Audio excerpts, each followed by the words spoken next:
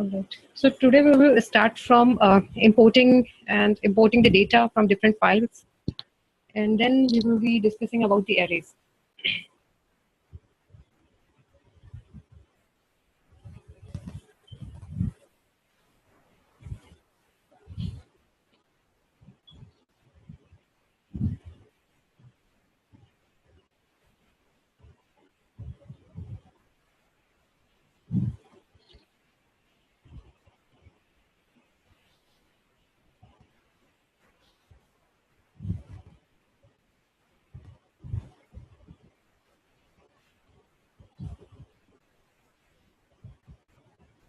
Okay, let's wait for 2-3 minutes, else we can start.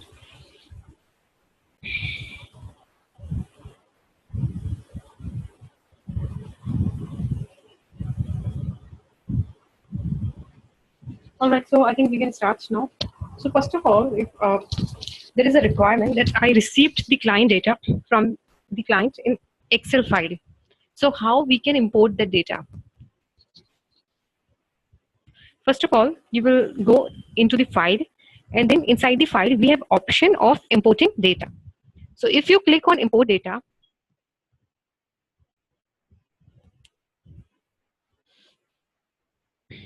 you will see that there is a window which says that select a data source from the list below. When you click on this, and you see that there are multiple options. So I need to fetch the data from the Excel because clients send you the data in form of Excel. So I will choose the first one, which is Microsoft Excel 97, 2000, 2002, and then I will click on next. It will ask for the workbook where exactly your data is stored, right? You will give the path of that file. So I will click on the browse here, and then I'll go on the desktop. Inside the desktop, I'll go and says training material, and here I can see that there is one file which is XLS file. So I will choose this file. Like it depends. Like you will receive the data from the client, so definitely you will select that file. I selected this file, and then I click on OK. After clicking on OK, it will ask you that because XLS can have multiple sheets. It can have one sheet, it can have 10 sheet or 3 sheet, any number of sheet. So it will ask you that which table do you want to import. I will mention that topics table I want to import. Topics and dollar. If it's a sheet name, by default, dollar will be there. So you do not be worry about that if you see the dollar. If it's a sheet, it will give the dollar. So you will choose like topics is my sheet. And then you click on next. Here it will ask you that I agree that SAS will understand that SAS needs to fetch the data from the XLS file which has multiple sheets. I provided the sheet name that topics is my sheet, and it will ask which member name, what will be the member name, which member name you want to create. I will give the member name as my topics, right? And then my topic, all right. And then it will also ask that which library do you want to select. So if we have multiple libraries, like suppose if I have created my own libraries, and you guys know how to create the libraries, right? Suppose you have created your own libraries. In case if you want that file in that particular library, you will choose your library name from here. I am fetching it in the work library, so I will choose it work as it. Otherwise, you will choose your own library. You will give the member name which you want to create. I gave here my topic, and then you click on the next thing. One important thing here. If you want to check the code, what SAS is actually doing in the backend, what code it's generating, you can create your own code also. How you can create that? You can click on the browse. Wherever you want to store your code, suppose topic code is the name, right? Topic code, I can do topic code. And here I want to store my code, whatever code SAS will create in the backend. I will just provide the name, and I'll click on the SAS, save. It will automatically, you can read the data here. The import wizard can create a file containing proc import statements that can be used in SAS programs to import the data again. If you want these statements to be generated, yes. Sorry, I think voice is breaking. We're not getting the continuous voice. Okay, just a minute. Thanks for letting me know. Okay, is it better now, or still it's breaking? Yeah, it's better. Okay, all right. So here we selected the path where actually we want to store the code. This is an optional thing. If you want to provide the path, you can. Otherwise, you can directly click on finish. So I want to store this code, whatever says generates in the backend, because I want to use it further. Maybe so I want to store it. I provide a name of the file and then I clicked on finish. Okay, now let's go into the work, because I wanted to create data set inside the work. Inside the work, my topic data set has been created. Okay, now let's do one thing. What is inside the my topics actually? This course content. Let's open and check it out. That what is actually inside the course content. It has all the information regarding the things we are doing, right? It has serial number, it has training, it has topics, it has test, and then the further information, right? So this is my sheet. I want all of this in a data set format, right? And the only sheet it has topics, right? Okay, close it out and now check the thing what data set has taken. Let's click on this my topic. You will see that serial number, training day, topics, test, F5, because these two were in single. So it has created by default F5. So you can see that it has created the serial numbers, training date, all the information as we have in the sheet itself, topic sheet, right? Good. So you have imported this information inside a data set whose name is my topic. Is it clear? Any question on this? If you want me to take you through again with this, I can again explain it to you. But it should be clear, because next exercise which I will give you, the last test actually, that will be based on this, and you will be doing importing a lot, but you will be doing by proc import code. I will explain that to you, but before that, do you have any question? Can you please repeat this one once again? Okay, sure. So let's delete this out. Again, I'm creating the new data set. Okay, first of all, we will go inside the file import data. Here we have standard data sources. It will ask that what standard data source you want to use. I know that my file is in XLS. There are multiple other options also, right? CSV and 97 Access database and others. I will choose Microsoft Excel 97 2002 workbook, because this is my data format actually, in which I have received data from the client. Next, click on next. What is the next window? It is asking for the path where your workbook, your Excel sheet is stored. So you need to go click on browse and then go on that path. It's on desktop inside the training material. There is one sheet I just took randomly. It is course content. I opened it. Click on OK. Now it will ask you that which sheet you want to import. Suppose my Excel has 3 sheets. My Excel may have 2 sheets and my Excel may have 1 sheet. So I will select the sheet name. So you know that that particular Excel has one sheet whose name is topics. So I choose this topics, and then dollar is ending. So dollar is just, it's a like it by default says creates the dollar at the end of sheet. So you can see the dollar here.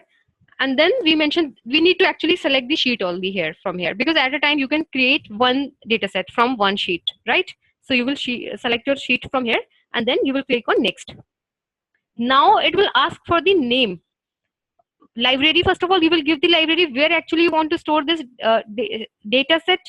I will say that I want to store it in work, but you may be working on a project and you want to store this data set inside your library, which you have created. You can create a new library with lab name and then give the library name and then the path. Suppose you have already created, then you can select your library. Now I'm selecting the work because I want to get it stored inside the work. Now you will give the member name. What member name you want to give? I will give something like my program.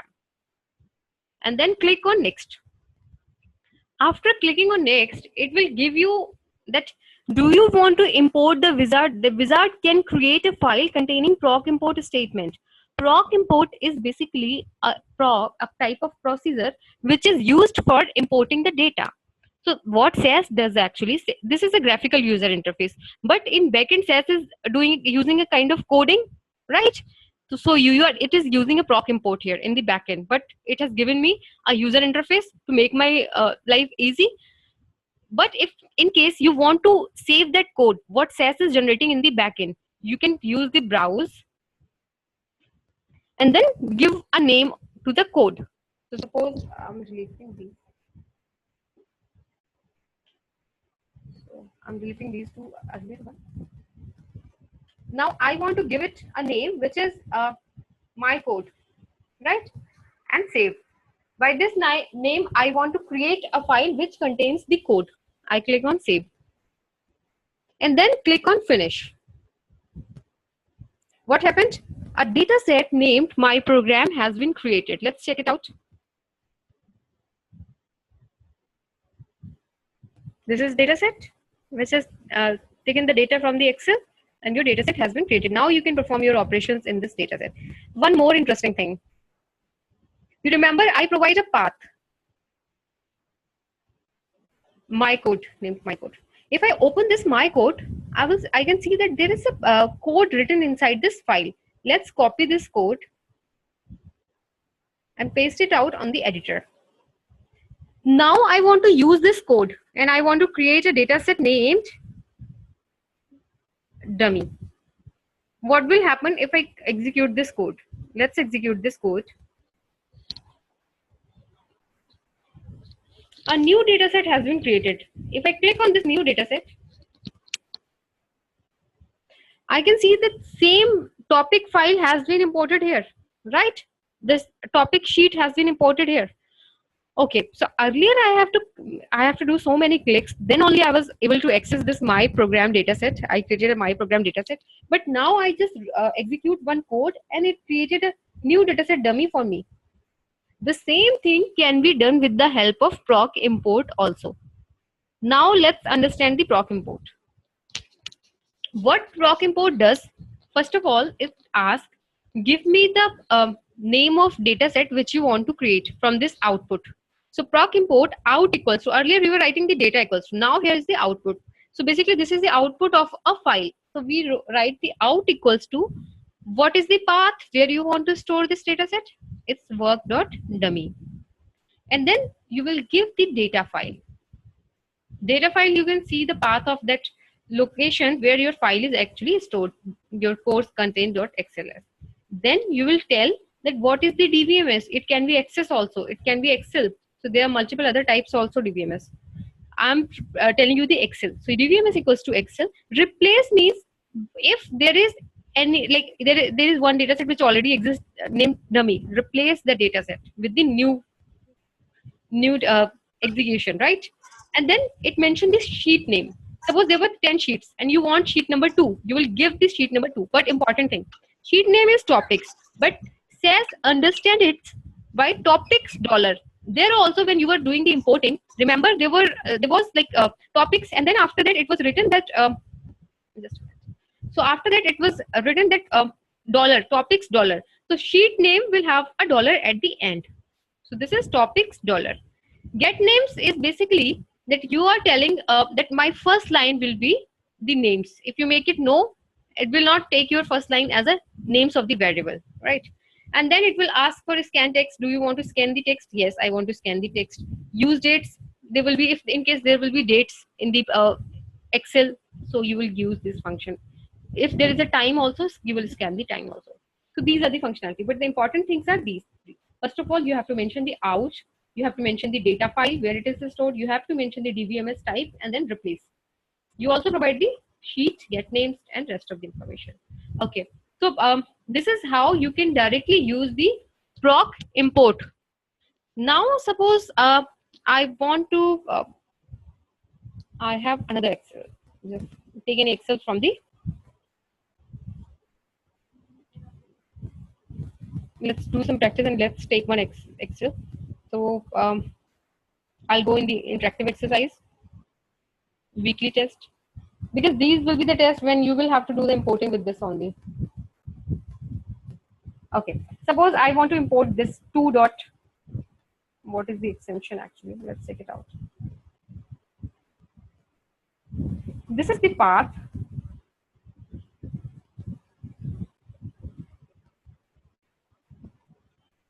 And the weekly test is the general. All right.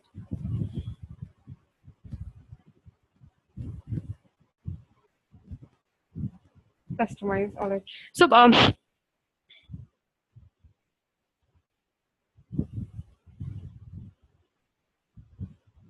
just a minute.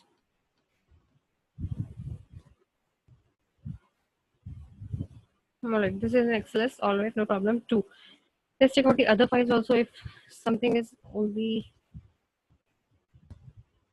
promo risky. Okay, we can access any of these data sets.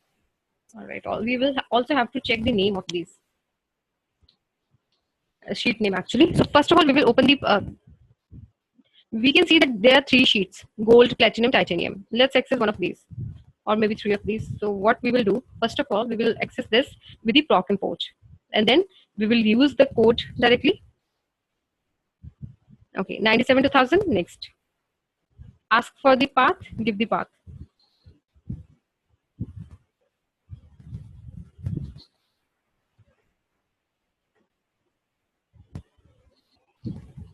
Training material, inside the training material will go inside the programs, inside the program will go inside the interactive exercise, and then we will go in the exercise number 2. Here we will have multiple sheets. I'm going to access database. Click on open, click on OK. Now it will give you the path, like what exactly do you want to store. At times you can see that there are garbage also, like it's ending with underscore. So you will use, like, that we have 3 sheets. So gold, dollar, platinum, dollar, titanium, dollar. Ending with underscore is nothing. It's just a garbage of the Excel. So I'm taking the gold one and then clicking on the next one. Now it will ask for the name, member name. I will give the member name as gold. Next, and then it will ask for the code. I will replace the existing file, or maybe I will create my file. And then I'll click on the finish. Okay, gold has been created. Double click on this. So this is how you will be importing the data when you will be working on the exercises. Now you can see you have the missing data also. Now start thinking from the perspective, when you will have a missing values, how many missing values are there? Are these more than 10% of the overall missing values? Raise a question. If it's less than 10%, start working on the data further, right? Something like that. And then there will be multiple data related questions on which you will be working. But now if I do not want to use the manual approach, what I will do, I will use this code, which is my file,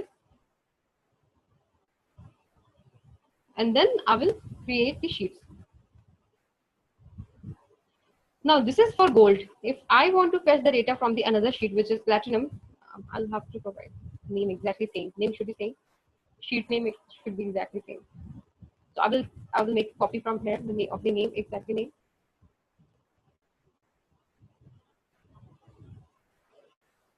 Control C and then make it close. No.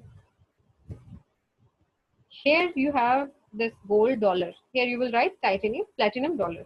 Here you have gold. You can mention it work dot platinum. You can plat, right? And then you execute it. What it will do? It will take another sheet, platinum, and it will make a copy of platinum inside the plat. Now you have titanium also.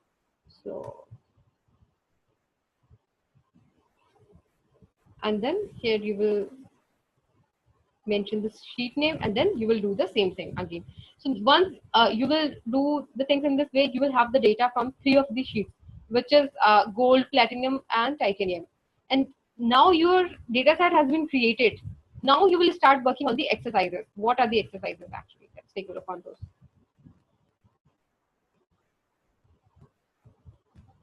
Okay, so as per the Excel file, database.xls, please get me the following information after doing the sanity check. Just have a question. Yes. Yes. How the data is stored? Is it stored in the original format of the file, or is it stored in the SAS dataset format? Okay. All right. Good question. Good question. The problem arises at times when you have the dates. So you will have to be very careful when you are dealing with the dates. Apart from that, like if data is stored in the basically the text format, it will be get stored in the text. If it's in a numeric format, it will be stored in the numeric. Okay. Yeah. Thanks. So here what it is asking, so we will do the sanity check. Sanity checks are regarding the missing values. So suppose I give you option that if there is a missing value, you can delete those missing values. And then now let's start on the sanity checks of data. The credit card number should be in range of A1 and A1000 for all the 3 types of credit card, which is gold, platinum, titanium. If there is any card holder with any value, create a dataset in Excel file invalid underscore cards, remove these invalid customer from the list of card details. So what you need to do, if the range is beyond A1 to A1000, what you need to do? Those are the invalid cards. You need to take the data of those rows, right? And then store it somewhere in a new data set, which is invalid underscore cards. So how you can identify these things? What you can do, one easy thing, because you have just about to complete the base test.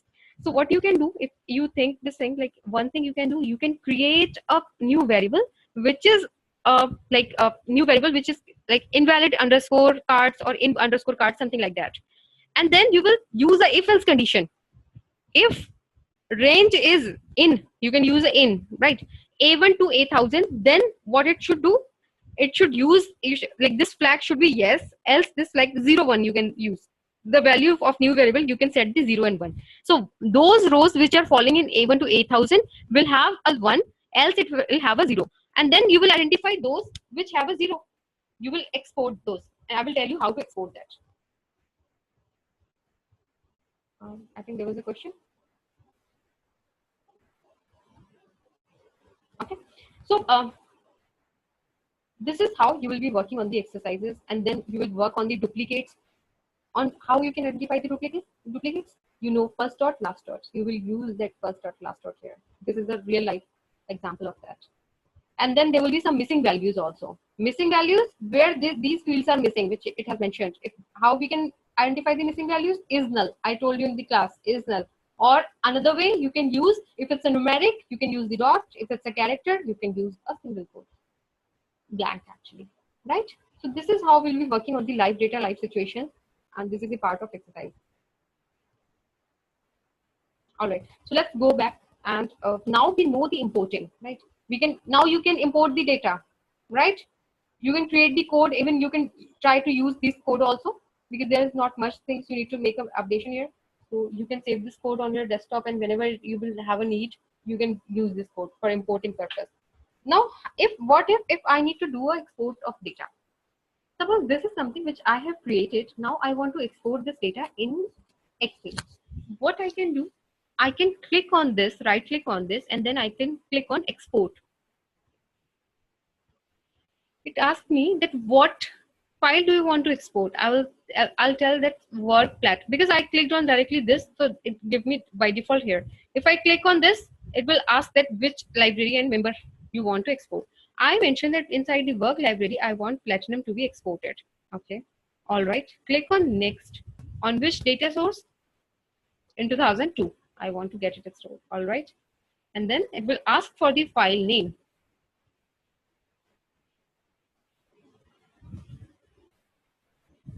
So I'll create a file. There's no file. My file one, something like that. And then I'll save. Okay. Assign a name to the exported table. Definitely it will create a sheet also, right? Inside the Excel. So what sheet name you want to do? I want to do it as a flat, right? And then click on next. Do you want to create a code? Yes, definitely I want to create a code. I will give the name as export and then click on save and finish. Let's check out what it did actually. And let's check out the log also. The new file at this path will be created if export process succeeds. Flat was successfully created. Okay, let's check out the desktop now. My file. Let's open this my file. Wonderful. It has taken the variable's name here, and then it has taken the data. Data is here, dates, months, and then the amount. And then who those were missing. It also gave the sheet name as flat, because in the next I mentioned that sheet name should be flat. Whatever sheet name you want to give, you can give it there. All right. So this is how you can export the data. Now let's check out the code of the exporting the data. In comparison to importing, the code is very less lines of code. So let's try this also.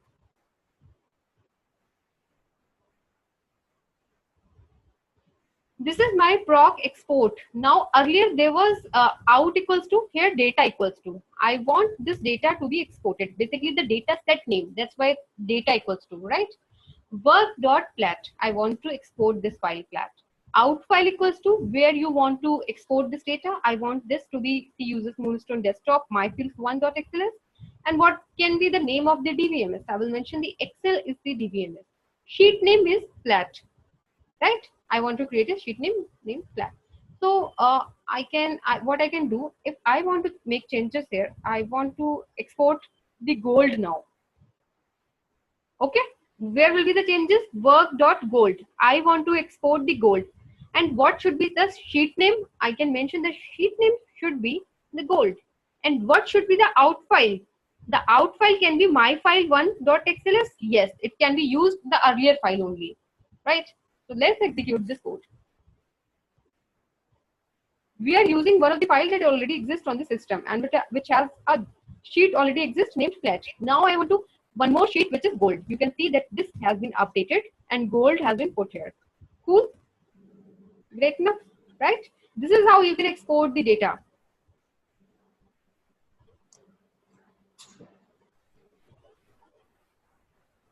So when you will be working on the exercises, I will also ask you to export the data as like invalid underscore cards. Their exporting of data was required. So it's your wish if you want to do the drag and drop, and then I will prefer that use the coding. This way you will remember the code also, like what was the code syntax for exporting, what was the syntax for importing. But you should know both of the ways. And this replace is actually replacing the file. If this replace is not there, it will not replace the file which exists here. So in both of the cases, we have used the replace. All right. This is how you can import and export the data.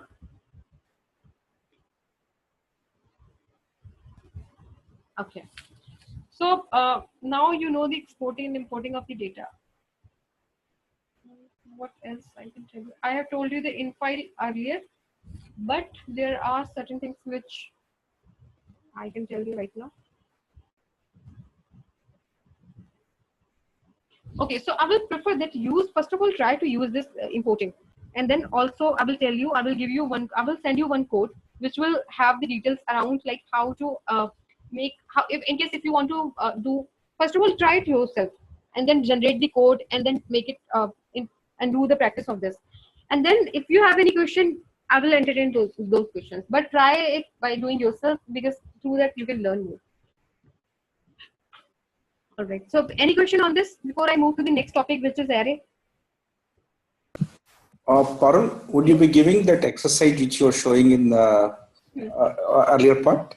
Yeah. So you were showing a couple of exercises that I would say the Titan. Yeah.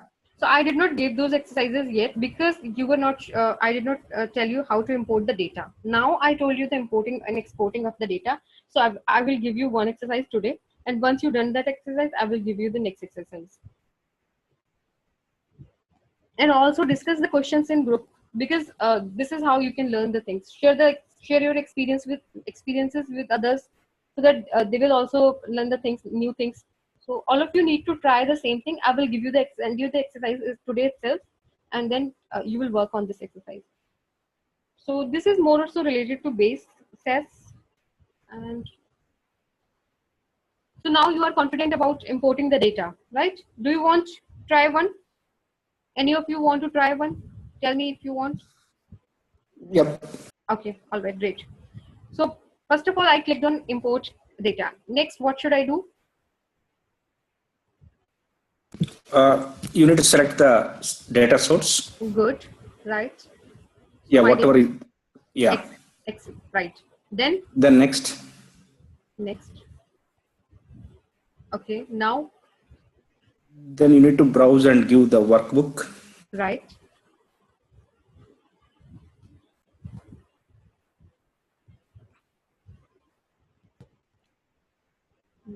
Suppose this is my workbook.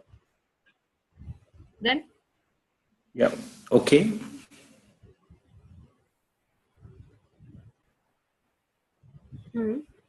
Yeah, you need to give the table which you want to report. Right, the sheet name. Yeah, you mentioned there will be some dummy tables will be there, but if whatever you want, you can enter over there. And those which are entering with the dollar, they could be duplicate also, Yeah. dollar underscore, but those are not the right tables. So ending with the sheets, those are ending with the dollars. Those are the correct one. Because some files can be corrupted. That's the reason. Here, what should I give? You need to give the, would say, member. Right. What is this Basically, member? it's a table name, record data set name. Right. So my data could be there, right? I give the member name, my data. Inside the work library, I want to create this. What is this? This is for saving the code. Right. Great. Proc statement, proc import statement, where you want to save the code. Right. Correct. So I give a name that my work, and then click on save, and then click on finish. A new has been created. Data set has been created. My proc. Let's check out the code also.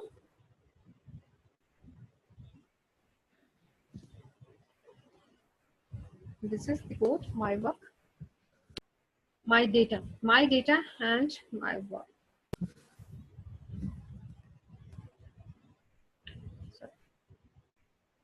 So if I delete this, my data, and I execute this,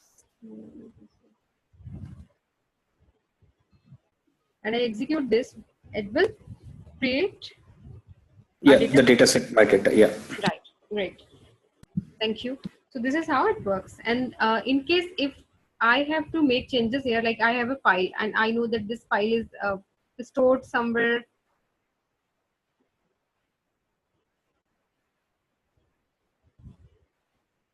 here.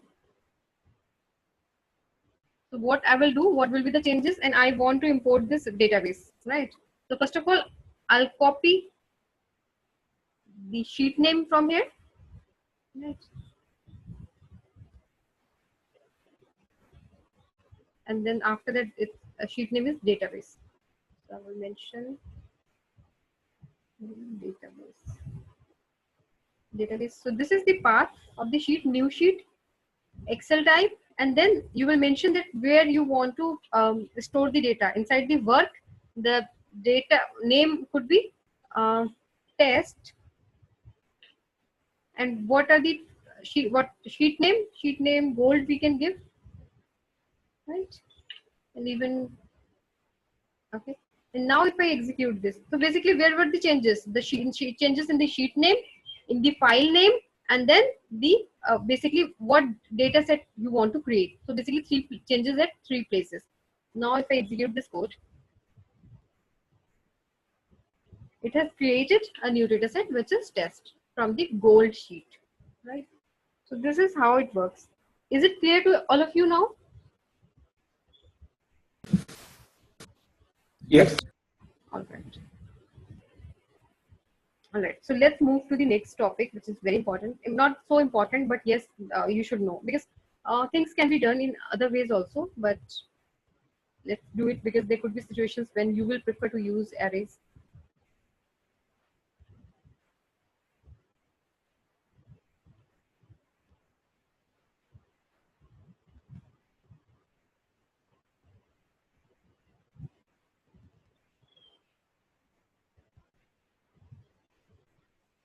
Okay. So first of all, let's understand what is array. What do you understand by array? Any one of you, any idea, if you have any idea regarding the arrays?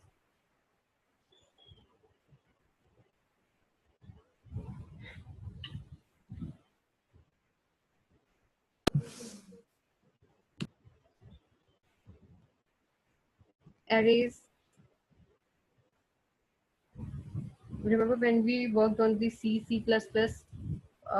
there were arrays in the class. Any idea if you have worked on the arrays in past? Otherwise, I'm going to start from the scratch.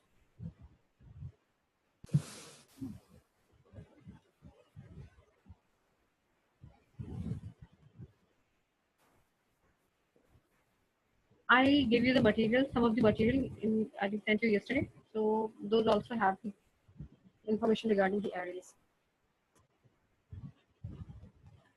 Okay. So when we will be working in the C++, we used arrays a lot. Arrays are basically, suppose you know that this is a data pattern. You have a, suppose you have a string, not a string actually. You have data which is when we will be working in these C++ or some other languages. We generally prefer to give the array something like this.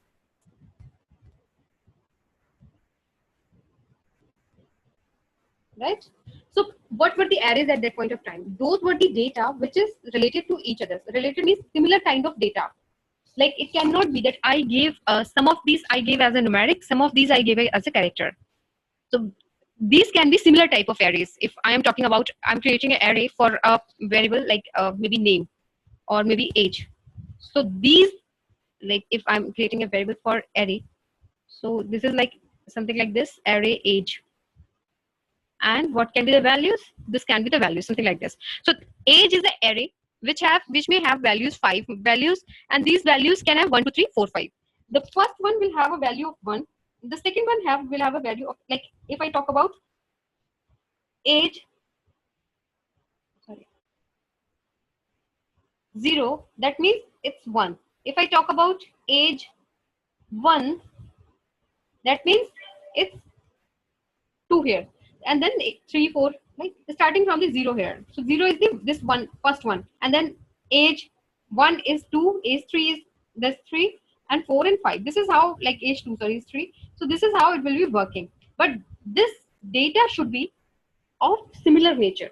It cannot be that in I'm creating an array of like name is age, and some of the characters and some of the values are in numeric. It should be similar type of. Okay, so arrays in SAS. Now let's try to understand what arrays are inside the SAS. So arrays in SAS are used to store and retrieve a series of values. There was a series of values 1, 2, 3, 4, 5. Using index value, I wrote like A0, A1. That means AI, type of AI, I equals to 0, 1, 2, 3, 4, 5, depending on the situation. So this is basically an indexing. For each value, I am providing an indexing. The indexing represents the location in a reserved memory area. So basically, what this indexing is doing in the backend, it is storing, providing a reserved area. Because suppose array is something like I defined of 5. So it will store the 5 places in the memory, right? If I want to use it now as a 6, it cannot. If in case of 4, it still stored the place for 5 because I defined the array of length 5. Okay, so we will take examples so that we can have better understanding of this.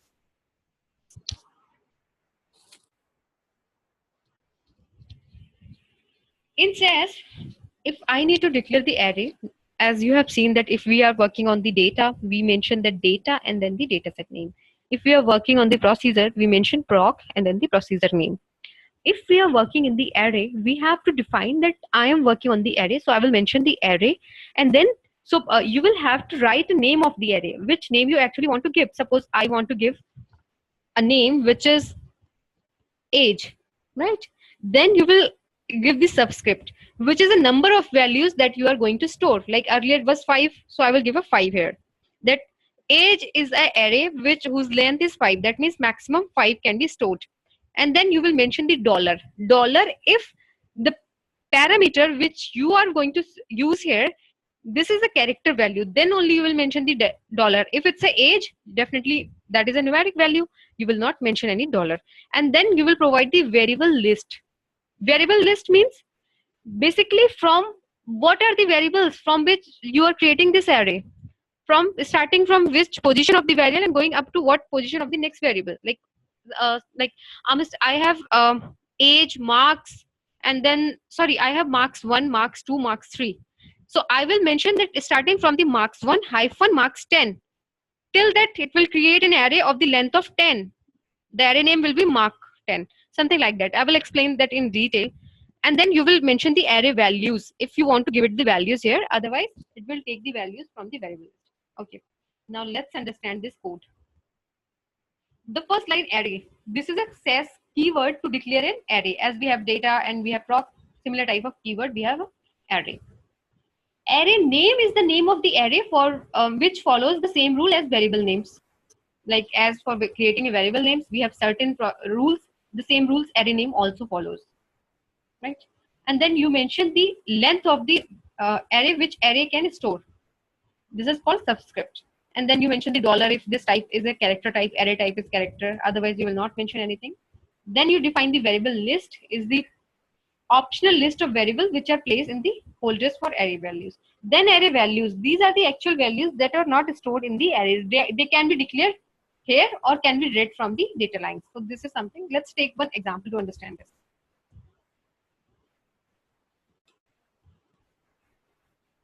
How we can declare an array. These are the examples of array declaration. So I want to create an array of age. The length can be 5. So I wrote array and then I mentioned the variable name, sorry, array name. This is age. And then you will mention that what can be the length of the array. I will mention the 5. Then you will mention that what will be the data of these. So this will be something like this. If I mention, if I write anywhere, like we prefer to use these or curly braces, I equals to age 1 equals to, what will be the value of age 1? 12. Sorry, what will be the, will starting from the 0. And then for the next, it will have a value of 18. And then for the next, it will have a value of 5. So starting from the position of, like, this is 0 and then 1, 2, 3, 4, 5, you will mention the length of this. Like the first one is 12. So if I write that age 1, age 2, age 3, age 4, age 5. So this is 1, this is 2, age 2, this is age 3, this is age 4, this is age 5. So this is how, like, starting from the first position, but in other languages it's starting from the 0, but in CS it's starting from the 1. Okay, here I have mentioned that the exact, so you can change this also. Like suppose I want to start it from the 0. So I will mention 0:8, that the first will be the 0. So if I write country is 0, that means A. If I write country is 1, that means B. If I write country is 3, that means 3. Right? Now, if you want to declare an array of length 5, what you can do? Either you can write 0:4. You can also write 2, like if it's 5, 2:6. You can also write 1:5. So generally we prefer starting from the 1. So I wrote 1:5. What it give me? Starting from Q1 variable Q5 up to Q5. These will be the my quest for array. We can also declare an array with the asterisk. Asterisk means in case if you may have a requirement where you have to declare an array of required length as many as number of supplies. Like it can be 100, it can be 1,000 or anything. You are not sure about the numbers. So you will write the asterisk that it can be wildcard, like anything. The length can be anything. And here you mention the variables. What will be variables will be used for these arrays. Like if it's answer 1, A1 will be the value. If it's answer 2, A2 will be the value. So we will be taking the live examples of this so that we can understand it much better way. So let's start with the first array code. Varun? Yes. See, when we have to use these arrays, when we can use these arrays? Right, I will come on is that. there Yes.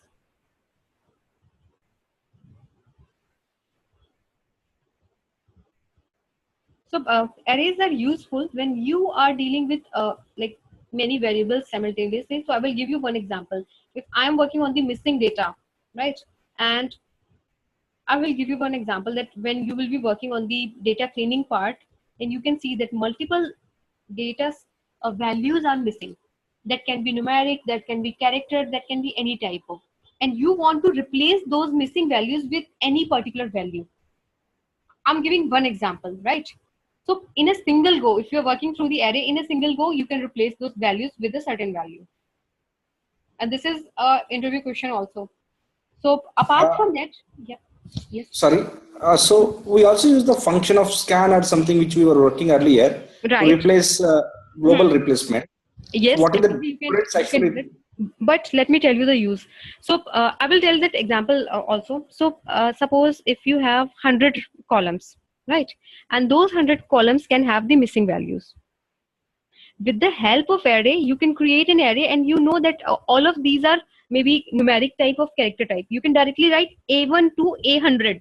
If your your variable name is starting from A1 and then A2, A3, A100, right? Something like that. So you can just mention these variable names, and then you can use a loop, you can use the array, that whenever it gets the missing value, set this value to the new. But in case if you are using the function, you have to deal with each and every column separately. Agree? When you Yeah. will be using function, you will, like, each and every name you will have to mention separately. But suppose you have 100 variables, it will be very difficult for you to mention the name of the 100 variables and then apply the function on these 100 variables. So we prefer to use this approach when we are dealing with very large number of variables and they have the similar behavior.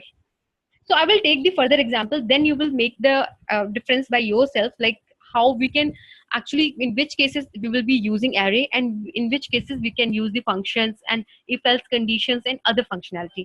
We will be using the do looping also inside the array. So let's start with the basic one, and then we will see at the end that what are the questions we have.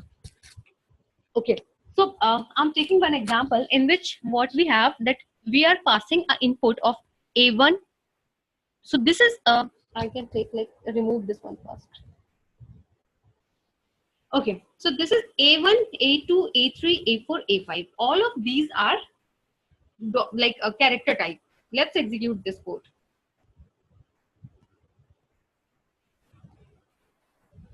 So A1, A2, A3, A4, A5. These have the values: yellow, pink, orange, green. You can give more values if you want. Suppose I want to give these values as of now.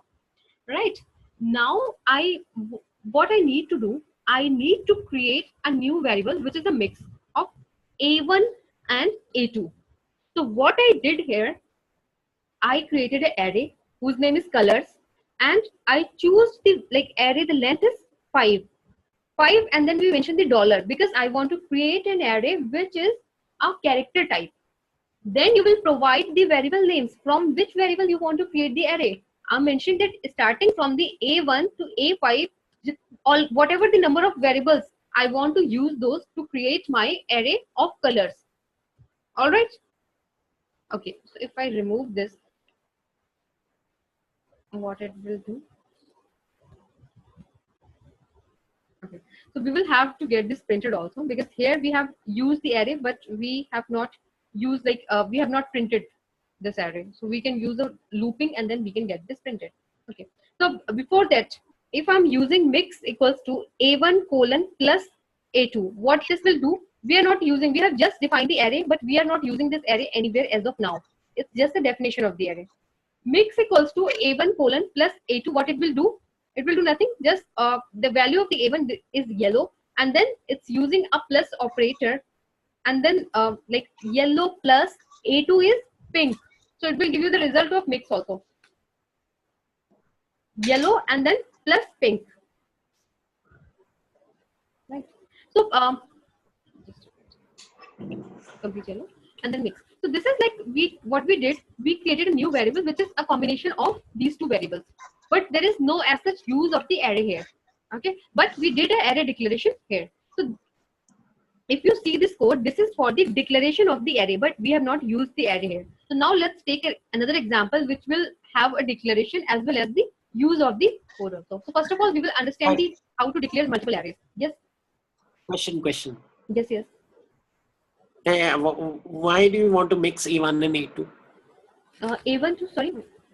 Okay, so this Mix. is just to understand. Yeah. So this is one example of the declaration of the array. So yes, you can remove this, but this is for understanding that later on when we'll be using the array, how we will be doing the mixing in a separate way. Like what I can do, I can use a looping here, and then okay, one thing I just want to show you before that. I'm declaring the array as of now, so it's just the example, nothing for the special about this. Like if I click on this, I will not get any information, but if I write, like, put, and then I write colors, and then I mention the value 1 equals to, and then I execute this code, and I check the values in the log. What is the color of first array? It's yellow. You can see the output here, right? So this is how you can use these array. I will tell you this in detail, but as of now, try to understand that how we can declare the arrays. So this is the only step you need to understand, because rest of the steps you know. So try to understand this step, and then I will tell you the other ways of declaration of array. So this is array colors 5. That means I'm creating I'm creating an array of named colors whose length is 5. And what colors 1 will have the value of A1, what colors 2 will have a value of A2, and A3, A4, A5. This hyphen A1 to A5 means starting from this A1 to A5, all the values should be come inside this array, which is colors. So in case if we have these values, such kind of values up to 100, something like this, what I will do here, I will mention the array of colors 100, and here I will just give the A1 to A100, something like this, right? So I will take another example of this. So this is just for the declaration purpose.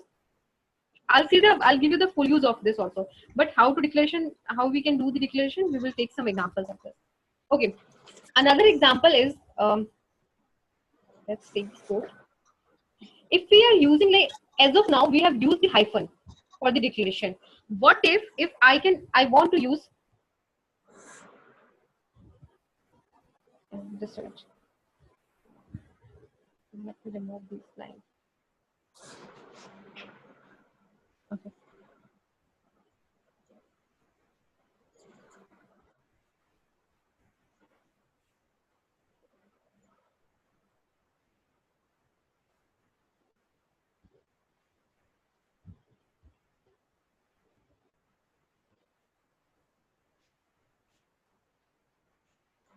So this is another example of off. Where did we last read this off? When we'll be working on this sum. Remember, at that point of time we use this off functionality. Okay. So what we are doing here, remove this array first. What it's doing here, A1, A2, A3, and A4. All of these are of same types, and these are numeric. Right? Now, if I want to create an array name is A, and what will be the length of this? 4, because we have 4 variables, and then we declare A1 to A4. Right? Now, what is the use of this array? This like earlier question we have. So what we are doing here, we are creating new variable A underscore sum, and what this variable will have, sum of the array which is A asterisk. That means sum of this array variables, and then we'll be doing the mean, we'll be doing the min. So this is basically one of the use of this array. If you sum of these values, if you make a sum of these values, you will see that it's A1, A2, A3, A4 sum. 21 plus 4, 25 plus 52 plus 11 equals to 88. Right? And then same for the next one also. It's giving me the sum of the, like what we did. We know that these variables are of same type. So what we can do here, either we can use, for getting the sum of these values, what we can do, we can write sum of A1 to A4. Right? We can write in that way. Another thing, what we can do, we can create an array and we can mention sum of A asterisk. A asterisk means all of the values of array A. A mean underscore mean means take a mean of these array, which is A. Right? So let's take this as a B, so that we will not get confused. The array name is now B. What I'm writing, I first created an array, and then I'm doing the sum, I'm doing the min, and I'm doing the means. This is the sum, this is the mean of these values, and this is the minimum of these values. What we did to get the minimum, there was like another way what we can try. We can directly write sum of, and then here we can write A1 to A4. What we did here, we created an array and we directly wrote B asterisk. That means all of the values which are falling in array B, sum should be here, and mean should be here, min should be here. Right? So it's a bit tricky, and then you will see later you will see the use of this. But okay. So okay. Next, we can use the in operator also. How we can use the in operator? First of all, the things will be same.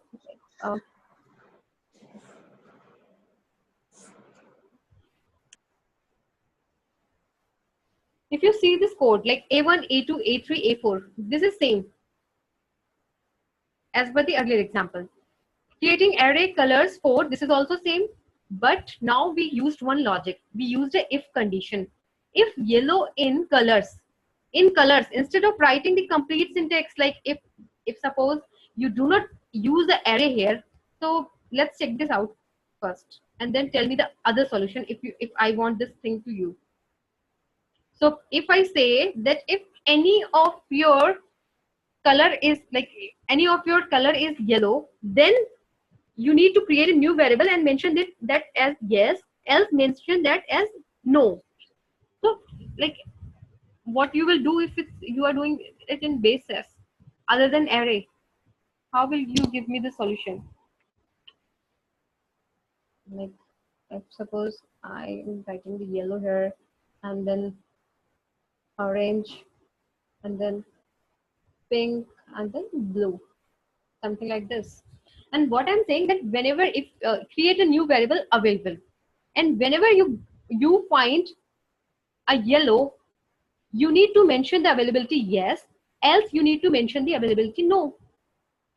Now we have yellow at two places, right? So let's execute this code and check out the output. We can see that availability is yes. So what it's doing, this is the like okay, let me make one more row.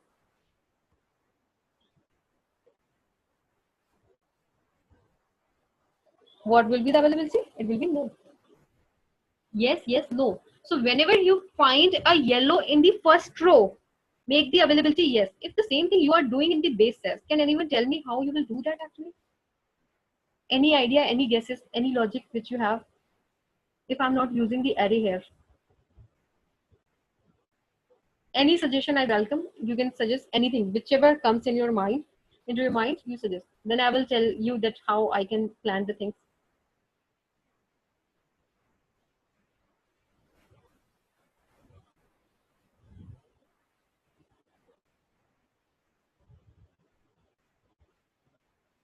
Anything?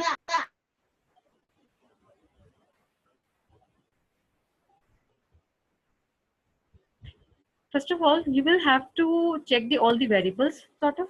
One thing you can do, right? You will check each and every variable and you'll check that if it's coming in the, like it's really difficult because first of all, I have to check each and every variable and then I'll check that if yellow exists or not in the value of the variable.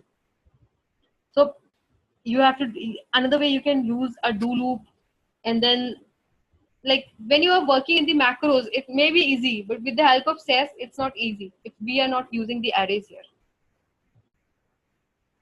If else condition, if you apply, then also you will have to do it many times, right? For each and every variable, which is like in the A1, in the A2, A3, separately, you have to write this condition again and again, right? So, but the same thing if you do with the help of array, it becomes very easy. How it becomes so easy? What we did, first of all, we declare the array. Array is colors 4, right? And then what you did, you mentioned that you created an array colors 4. Colors 1 will have the all the values from A1. Colors 2 will have all the values from A2. Colors 3 from A3 and colors 4 from A4.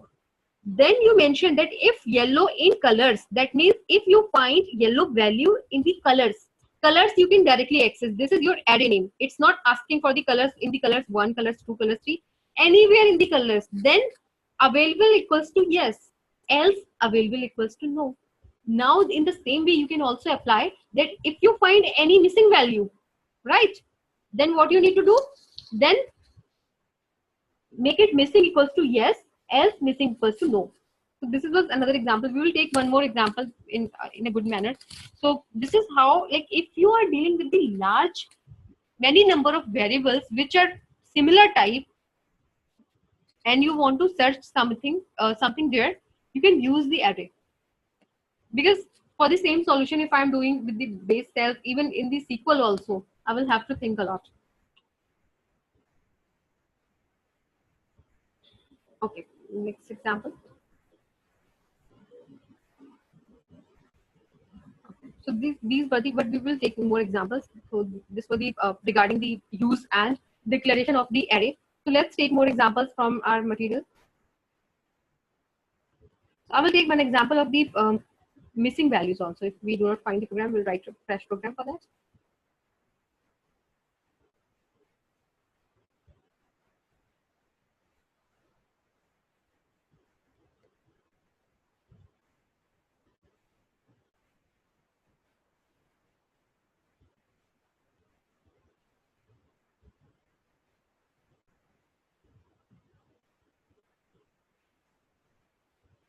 Okay, dim will use the dim also. Dim is very interesting actually. Your work becomes very easy when you use dim. Okay. So in case if you do not know the name of the elements, and so you can use the asterisk. So here we take an example like input we use far1 and up to far4. So it's far1, far2, far3, far4. We have used only one hyphen here, and then we gave the data values.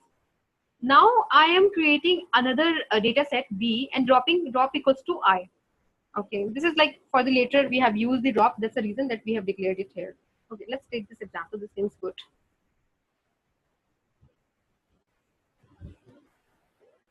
Okay, so this is my data set. Clear from here we have values in far1 Fahrenheit, right? We have certain values in Fahrenheit. Now I need to convert this in Celsius. We have the values in Fahrenheit and we need to convert in Celsius. So we have the variables for far1, far2, far3, far4. If I set this like set A, I will get all these values along with the variables. Clear? Now I am creating two arrays. One is for Fahrenheit and another one is for Celsius. Fahrenheit is basically to get these values into array. I declared far asterisk. That means I am not declaring it exactly 4. I am saying that it can be any number of, right? So I mentioned far asterisk. By default, SAS will understand it and it will take it as 4. Then we mentioned far1 to far4. That means the variables you will be using will be far1, far2, far3, far4. Now I am creating another array which is a fresh one. We are creating new variables for this one, cell1 to cell4. These variables does not exist. So we write array cell asterisk. This array name is cell and then the variable name is cell1 to cell4. Now what I did here, I used a do loop which is starting from 1 to 4 because I know we have 4 variables. And then what I'm like the length of the here also 4. So what I'm doing, I want to convert the Fahrenheit values into Celsius. So I use the formula because cell I mentioned here because this is something I want to create. I do not have the values for cell I. I just declare it. But I should also need the values which should be stored inside this. But I have the values for far1, far2, far4. So what I will do, if I need to access the values of cell 1, cell 2, cell 3, I will mention cell I equals to 5 divided by 9 multiplied by far I minus 32. Normal formula of converting the values of Fahrenheit into Celsius. And then I used a do loop. Do loop is basically it will run 4 times because I need 4 values in cell 1 to 4, and what values from where I can get these values from far1 to far4. So I mentioned it far I. When I will have a value of 1, it becomes cell 1 and then value far1. Far1 is your far1 values is 12. For the 12 it will calculate the values. Then for I equals to 2 it will calculate the values for 23, then 24, 98.4, and then for all of these will be repeated, and for each and every iteration it will calculate these values. Okay, let's get this printed.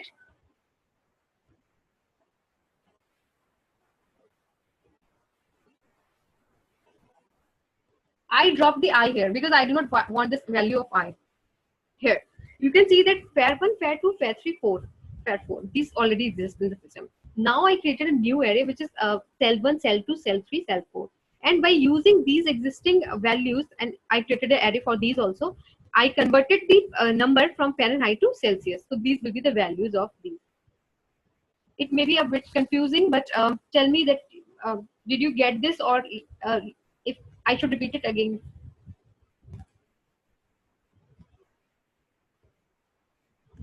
Question. Yes, please. Yeah, this declaration far curly braces star close curly braces, then array cell curly braces open star curly braces close. So this is what is the difference? I mean, this is a variable declaration or okay, so this is array declaration. Like you can write the 4 also if you want. Like if it looks like you confusing, you can write the 4 directly. This 4 is basically I will tell you the use of asterisk and 4 both. But if you are using 4, that means you are telling SAS exactly create 4 places of these array pair 1, pair 2, pair 3, pair 4. Now we are creating another array which is cell 1, cell 2, cell 3, cell 4. Now this array cell 1, if I write this like something like this, cell and then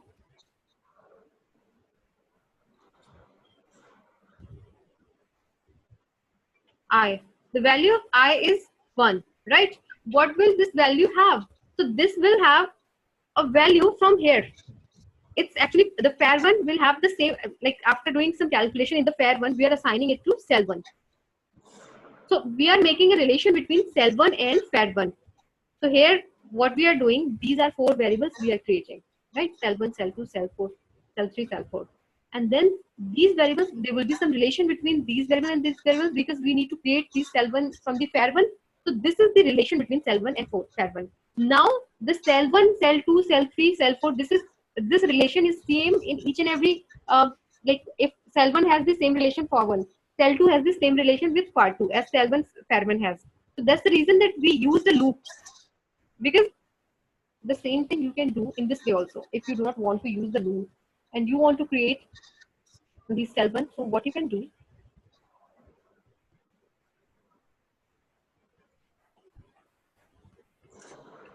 remove this,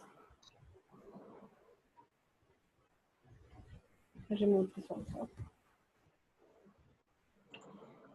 Here write the 1, here write the 2, here write the 3, and here write the 4. Write 1, 2, 3, 4. Now let's check this out first. If I see the output, what output is giving to me? Pair 1 has some relation with the cell 1. Pair 2 has some relation with the cell 2. Pair 3 has cell 3 and pair 4 cell 4. On the basis of this pair 1, I'm creating a new variable which is cell 1. And what is the relation between these two? This is the relation between these two. If I subtract 32 from the number of Fahrenheit and then I multiply it by 5 divided by 9, it will give me the value in Celsius, right? And then I have 4 variables, so I need to create these values for 4 Celsius. I need to convert all of these values into Celsius, right? So that's the reason that I can write it in this way also, and I can do in this, like I can create an array and I can use a do loop and I can do it in a single go. If I execute this code, then also we will receive the same values, right? Because I declare, instead of using an looping, I declared it clearly. But same thing can be done in the single step. Use a loop here, right? So okay, so if in case there could be scenarios when your array name is not in sequence. Not in sequence like hyphen hyphen. Remember when we were doing the sum, we did hyphen hyphen, double hyphen. So this is your data set A, B, C, D. And these are the values of A, B, C, D. Let's say that the variable name not in sequence. Then what we can do? Earlier it was like something for 1, for 2, for 3, for 4. So we have a relation between 1, 2, 3, 4. Now it's A, B, C, D. This is not in sequence. So what, and now I have to declare the array. What I will do? I will create a new array with name pair asterisk. And what variables will this have? New array will have. So this will take the values from A1 hyphen hyphen D. That means A, B, C, D. Double hyphen means if your variables are not in the sequence, you will use the double hyphen. Another variable for cell, I created like cell array. So array cell, and then what values you want there? I want 4 new variables created, cell 1, cell 2, cell 3, cell 4. Then I used a looping here. 4 times looping will work.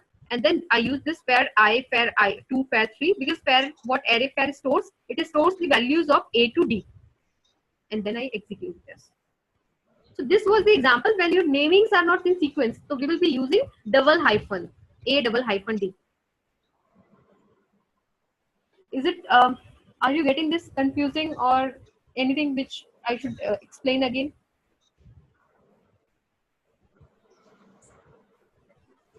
So have you guys worked on the array earlier in any of the programming language? Yes, worked in VBA. Okay. So you'll be able to correlate the things. What about others?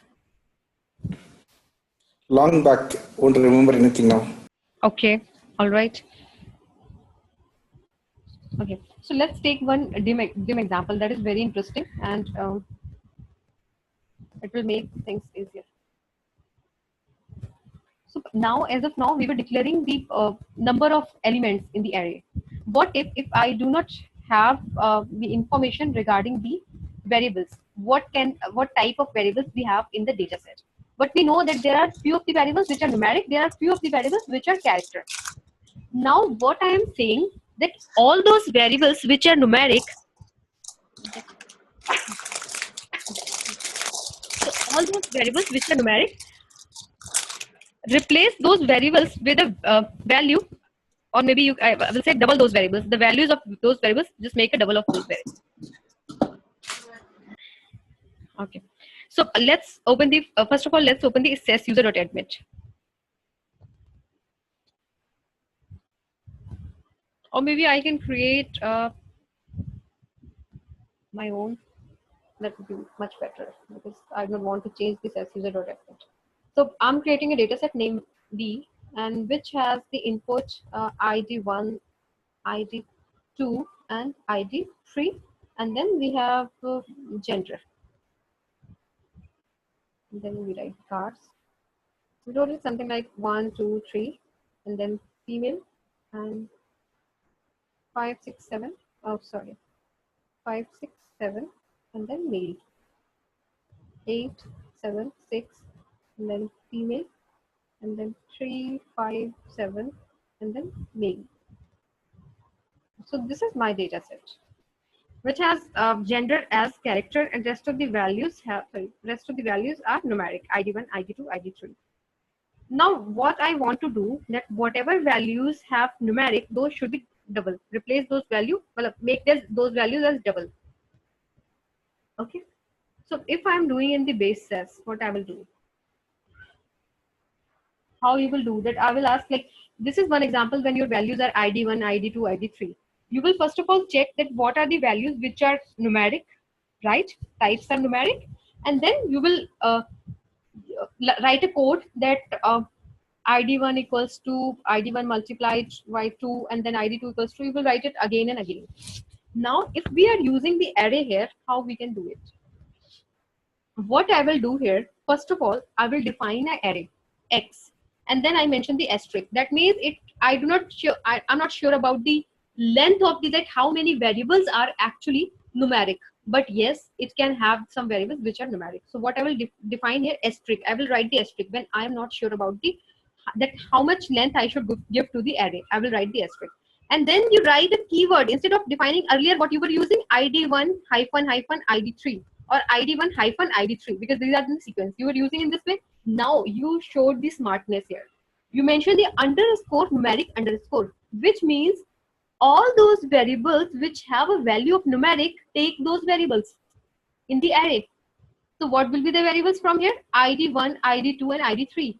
In case if there is after gender, there is one more variable, I will take one more variable, ID4. That is also numeric, right? So what values it will take now? This array X asterisk underscore numeric, it will take ID1, ID2, ID3, and ID4. Now, I'm not sure about the length also, because this is something which I can see. But what if you do not have the access of the data set? You cannot see the data set, or maybe that have 1,000 variables or more than that, right? It will be very easy, like very difficult for you to open the data set and check the variables which are type of numeric and which are and then counting and then writing those values, right? And then again, you are receiving another data set and you need to perform the similar kind of operation. It will be very difficult if I do not use the array.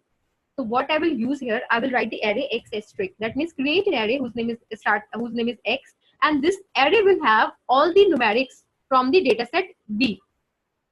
So I can see that I know that this is ID1, ID2, ID3, ID4. But if dataset changes, we will also not sure about what the values can be. And then what I did here, I used a looping here. Do I equals to 1 to dim X. Dim X is basically, it's giving you, dim is giving you the length of the array. So when SAS will be reading this thing, SAS knows that what will be the numeric, the length of this array. So dim X will give you the length of this array. So I know the length is 4 because ID1, ID2, ID3, ID4, we have 4 numeric types. So length will be 4. Dimex will give you the length 4. Loop will go from 1 to 4. And what it will do, whatever value x1 have, double those values. Whatever value x2 has, double those values. Let's get this printed so that you can.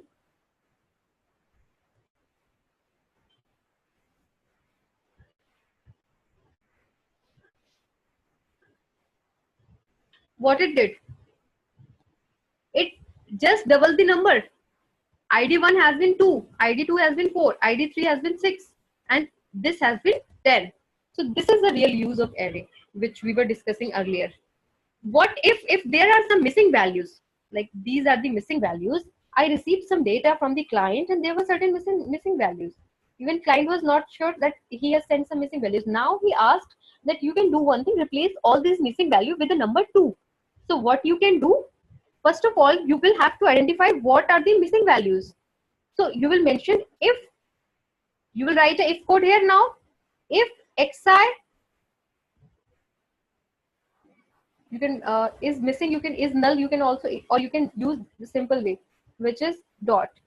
Then what you need to do, then you need to convert this equals to this, right?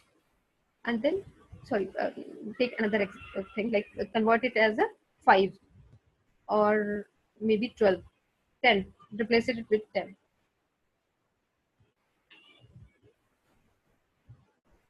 The missing values has been replaced the 10. So now if someone asks you in the interview that you have a data set, then data set may have multiple missing values, and if I ask you that replace all the missing value with any number like 12, how you can do that? You can say that I will be using array here, and then this code is very important, right? You can say that I can use the array here, and then if I need to identify all those numerics which have the missing values, I will use underscore numeric. And in case if I have to identify the characters which have the missing value, I will use the underscore character underscore. In case if I want numeric and character both, I will use underscore all underscore, right? And then I can use the I can use the logic, right? So in case if in the same way that I ask you that whosoever are male, replace those males. First of all, you will have to write the character here, and then replace those males to the female. You will mention if xi equals to m, then xi equals to f. It will convert those things. So first of all, try to understand this thing, and then we will move to the further examples. So this was the use of array. Like when you will have the things which is like you have to perform things on multiple variables, you will use the array. Similar kind of operation if you want to perform on multiple variables. Did you get this thing? Should I repeat it again? Should I explain it again, or is it clear? Yeah, Parul, I think from this, what I actually want to say, come to a conclusion basically is the functions basically, if you have one or two variables or something, the minimum variables, if you want to do the search or replace, you can use the functions like scan, index, whatever it may be, correct? Right. If you want to really also work on the, large number of, large data, like large variables, everything, then you need to look for arrays. Right. Which will help you to, when, if it is actually unknown, then you can work with the arrays, because it's unknown, you don't know anything, you're just actually trying to use arrays. Right, correct. So, I agree that if you have a large number of variables on which you want to perform similar kind of operation, definitely you would like to go with the array. Right. And then in case when you are unknown with the variables, like what will be the number of variables, you can create a generic code. This is a generic code which can be applied anywhere, right? If we are working on the numeric type of data, but the important thing before you working on the array, that the data should be of similar type. That if I have created an array of the x asterisk, that means I'm creating the array for all the numeric variables. And then you are creating another array which is all the character variables. The data type should be similar. Like either it can be numeric or it can be character. So it should be similar type. Hi, question? Yes, please. Yeah, there's a in the middle there's a line. If xi equal to dot, then xi equal to 10. Right. So dot means dot means missing values. You can mention instead of dot, you can also use is null. This is something which I told you. Yeah.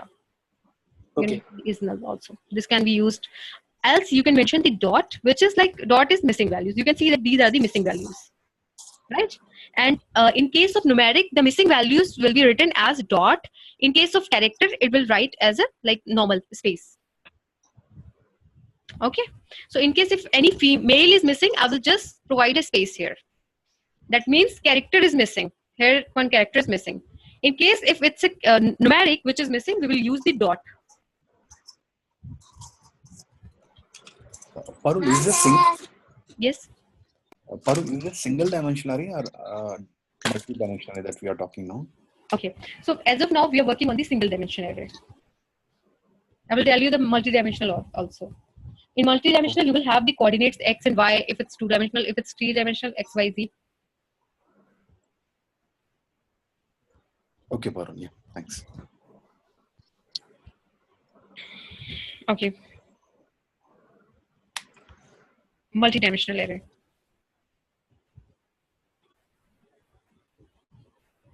So in multi-dimensional array, like if I'm working on the two-dimensional, definitely there will be x and y. So tell me, first of all, tell me one thing.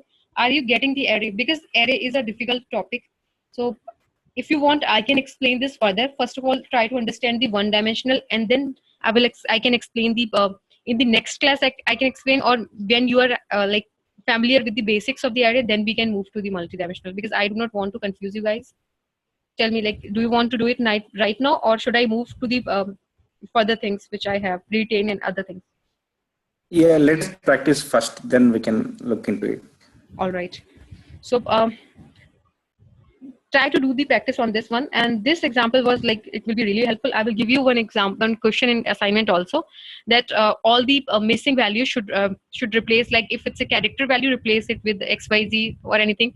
And if it's a numeric value, replace it with this. So in that scenario, what you will have to do, you can create two arrays. One is like numeric, another one you can create underscore character underscore, which will be for character. And then here you have mentioned this dot. In case of character, you will mention single quotes. Then replace that with whatever value, like ABC. I want you to replace that with ABC. So something like this.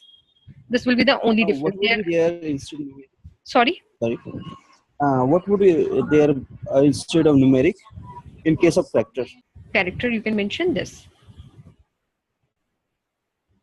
And then if there is a missing value, like we have this missing value. So you will replace the missing value. This is the missing value, right? This is the missing value. It will replace with like maybe A, something like this.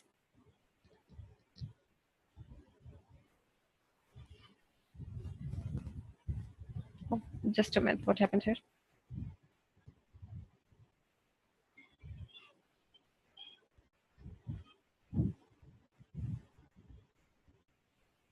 Underscore character.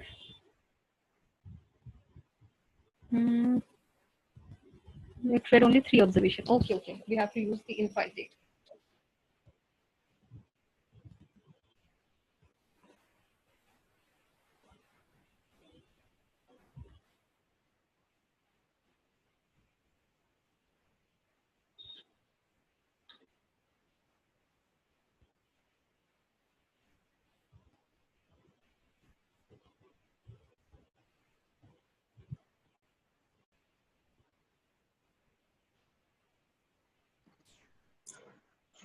So what you will use here, because it's not reading the two spaces simultaneously. So yesterday I told you one thing, that use the in-file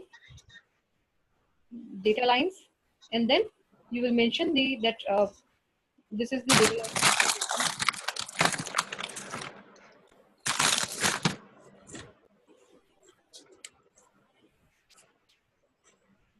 Sorry.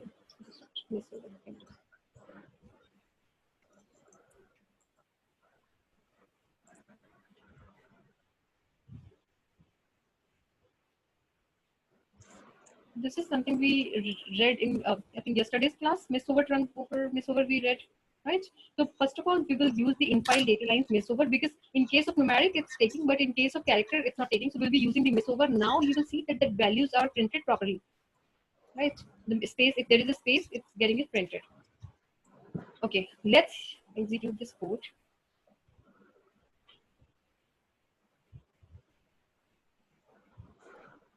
So this value has been replaced with A.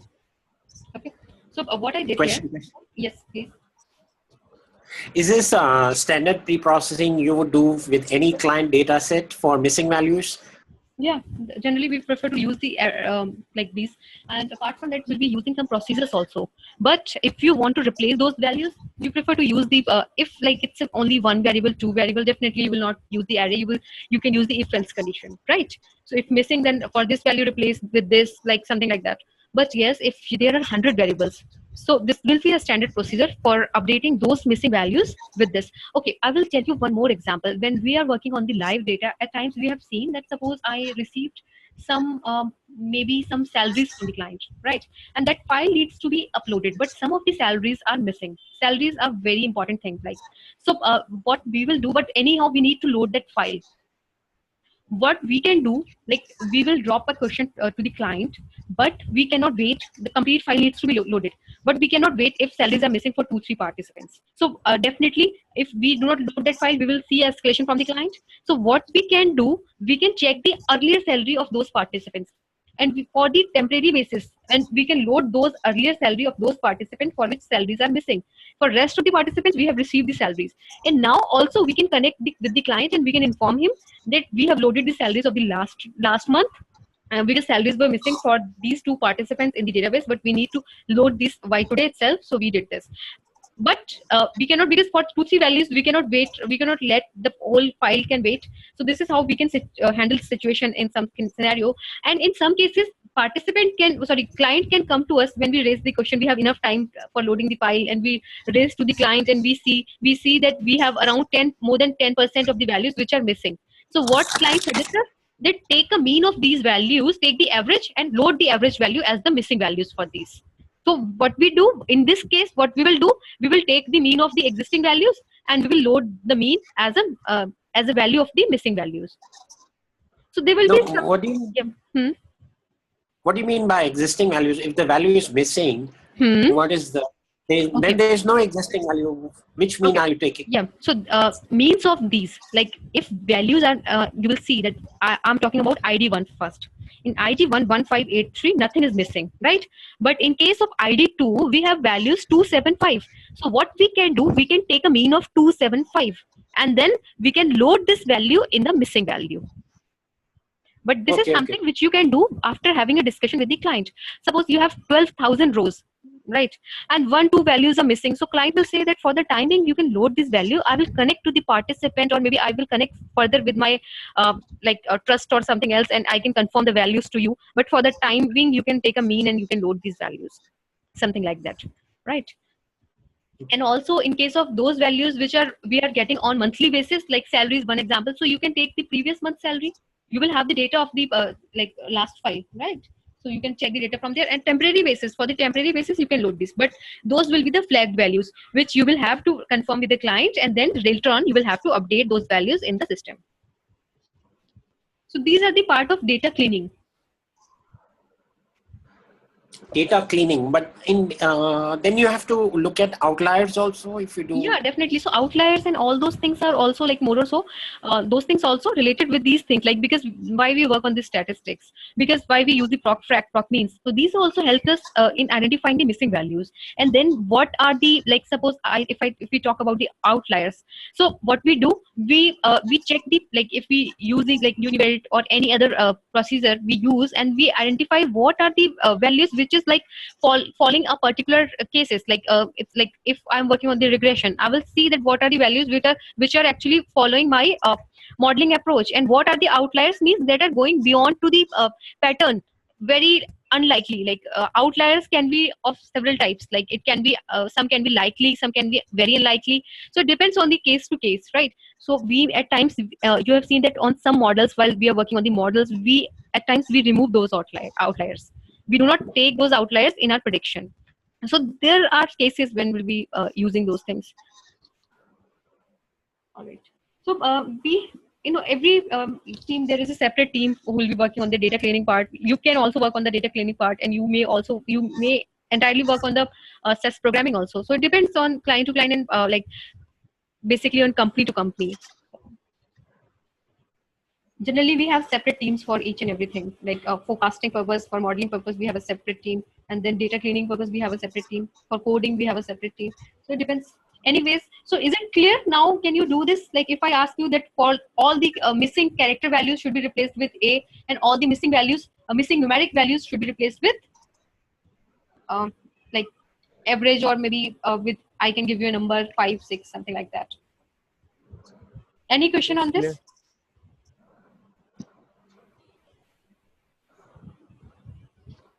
Okay, all No right. question. All right.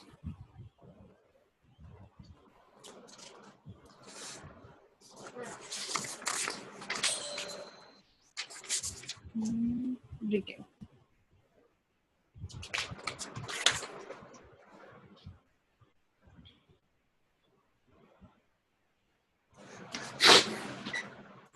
What retain function does?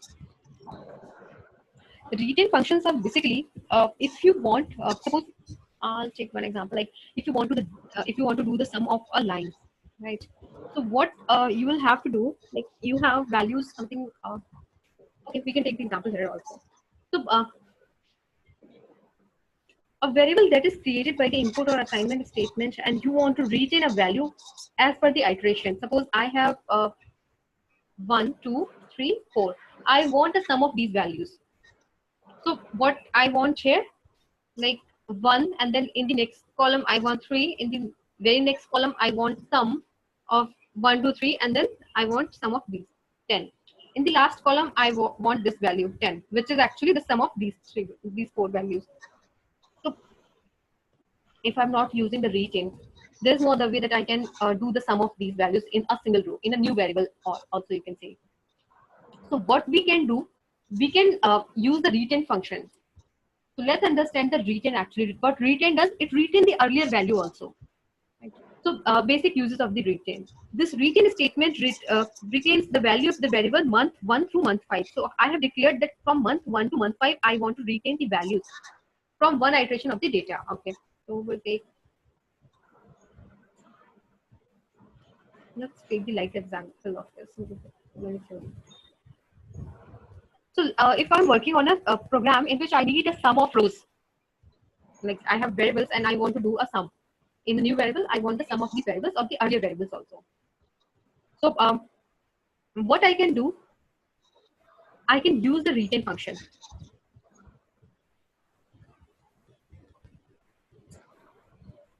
Okay, so let's take an example.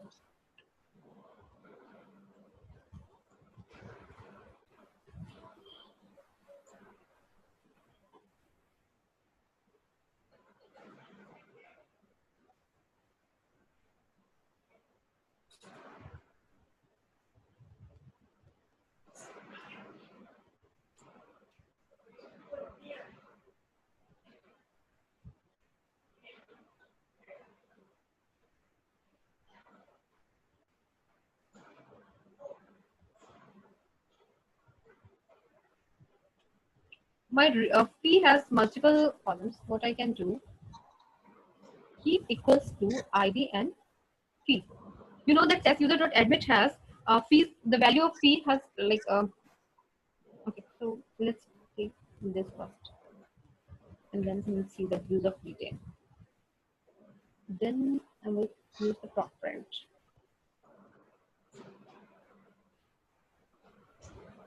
Let's get this printed. What I did, I kept two variables only, ID and fee. This is the value of fee. Suppose I want to make it static and I want to use a fee which is 1000. So what I can do, I can use the retain function. So retain statement here, retain, and then mention the variable name for which you want to retain the value. And then you mention the 1000, that I want to make this fee 1000 for all of the participants. It doesn't matter for me, like if someone is having a fee of $85.20, another one having $124, I want to make it static and I want to make it 1000 for everyone. If I use this and I execute this code, what will happen? It will make a value of, sorry. What happened here? Data.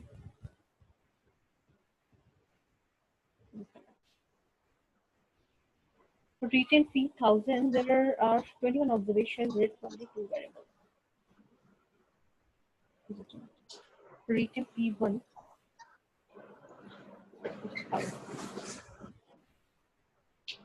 I'm getting printed by.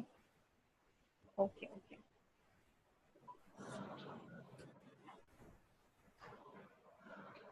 getting printed 1,000.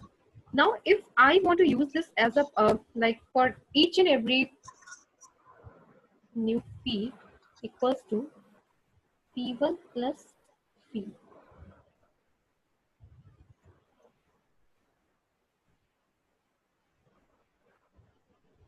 New fee. And execute this. So what I did here, I created a variable C1 which has the 1,000 as a value, and then I created new variable which will have the existing fee and then like extra charges in the fee we have received $1,000, and this will give me a new fee. Okay, this will be more useful when we'll be using the sum actually. So return statement with the sum.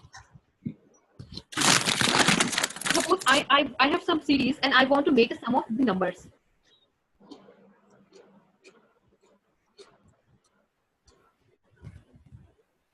This is more so same example. I will not take this.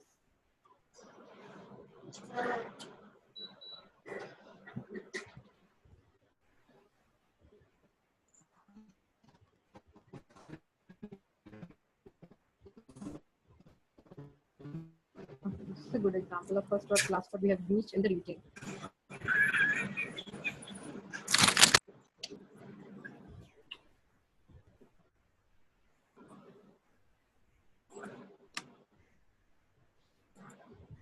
Okay.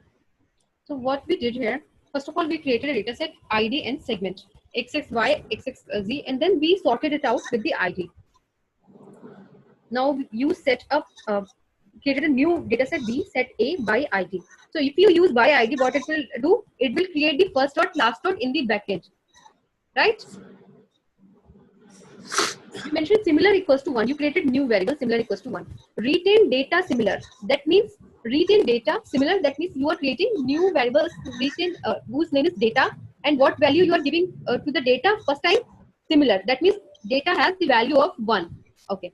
This is the example if first dot ID. You know that first dot ID and last dot ID has been created. So if we check the first segment, this will be the first dot ID because this will be the first variable.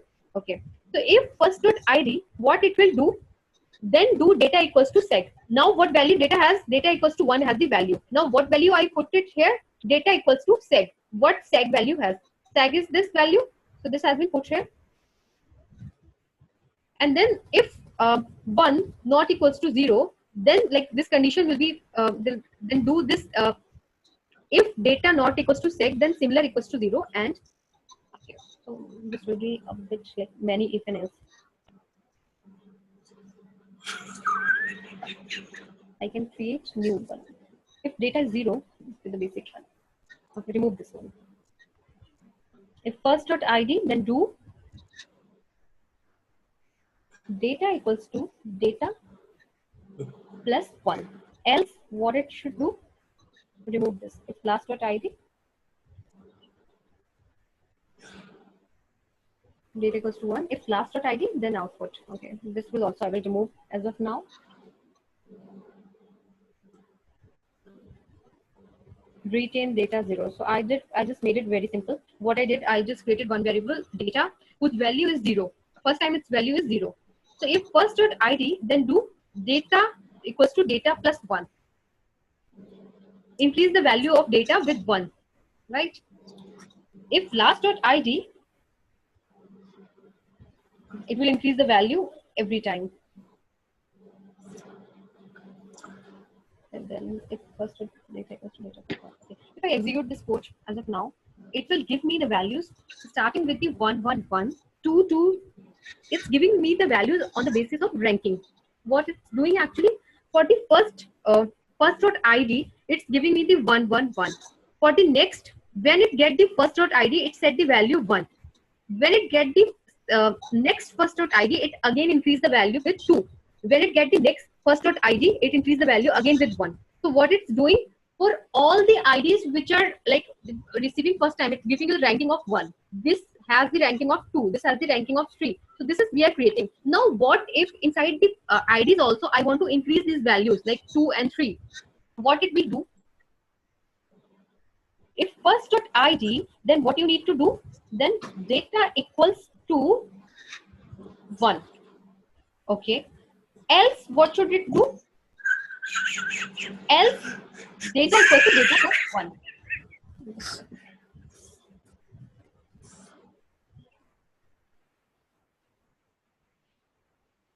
Else what should it do? Data equals to data plus 1.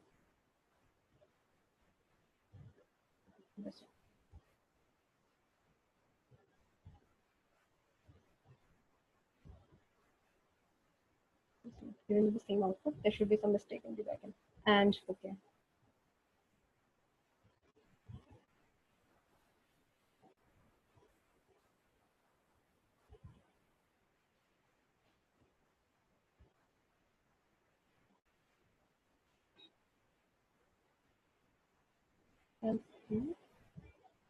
And okay. What I did now, that when we'll have the first.id, that means we are giving the ranking of each and every ID. That 1, 2, 1, 2, 3. Now, if I want the count of the numbers, what I can do, I can just mention if last.id, then output. It will give me the output. Then, so what it's doing, giving you here, it's giving you the sum of the elements which your ID 1 has, which your ID 2 has, 3 has, 4 has, 5 has. So if you check the output here, 1 has 2 values. Oh, sorry, 3 values. 2 has 2 values. 3 has 3 values. 4 has 4 values. 5 has 5 values. Sorry. So 1 has 3 values. 2 has 2 values. 3 has 3. 4 has 2 and 5 has 3 values. So this is how it's giving you the counting with the help of first dot, last dot.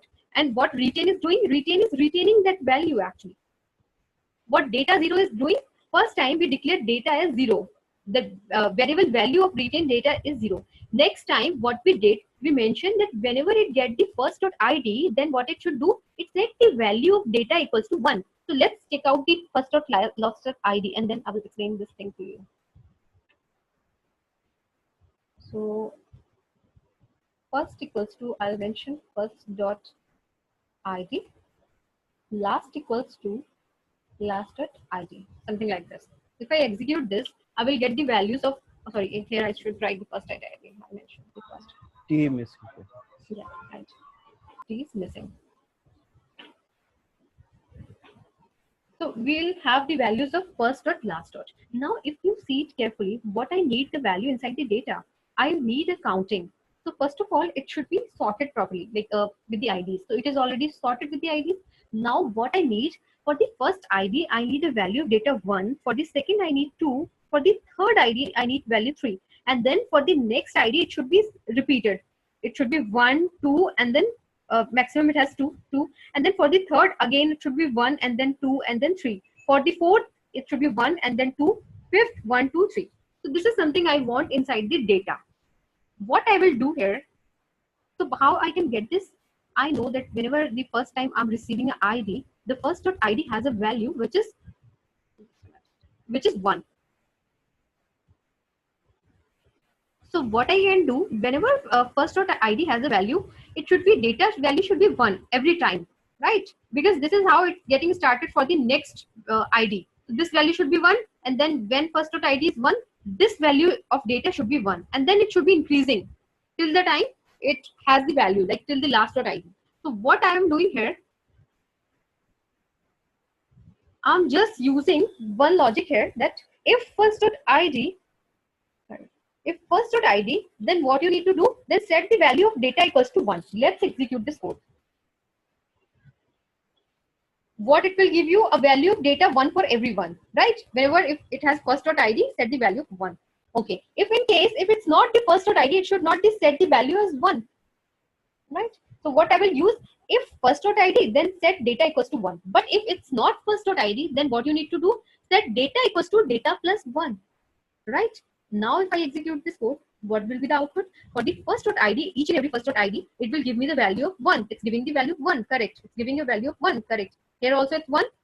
But if it's not first.id, what it needs to do, set data equals to data plus 1. In this one, add one more. In this one, add one more. Retain, what retain is doing? Retain is actually retaining the earlier value. It's not letting the data equals to, change the data equals to 1. It's what it's doing, whatever data has a value, it's retaining that value. So now the value of data is 2. And then if it's not first.id equals to 1, so it will increase the value of the like for the next line it will 3, and now it found that date first dot id equals to 1, it will set the value again 1, and then again it will increase the value. So retain is basically for retaining the earlier value until unless you define the thing that if first dot id and then replace this value with this one, otherwise it will retain the earlier value. So what it's doing now, if you need only the count of the ones, what you can do here, you know that at last dot id we will get the count of the number of times this id is getting repeated, right, in the last dot id. So what I did here, I just add one more line that if last dot id then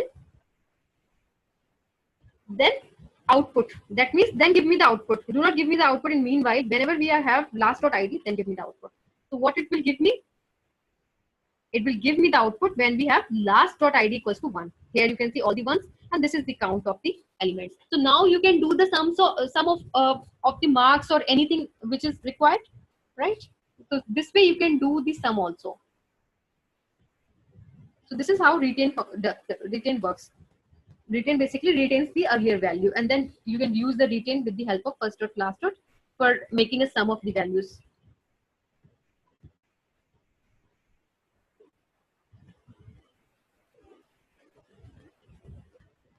Okay. So more so these were the things we wanted to cover in the base. So alright, so we discussed a couple of things earlier also. Do you have any question regarding the earlier things we have discussed as of now? No question. Okay, so I will give you the code of these arrays and one exercise on the array. Okay, let me open the exercise. That is an easy one, not very difficult one. Because then when you write the code, you will understand the basic functionality. Sorry, I need to go and set the exercises.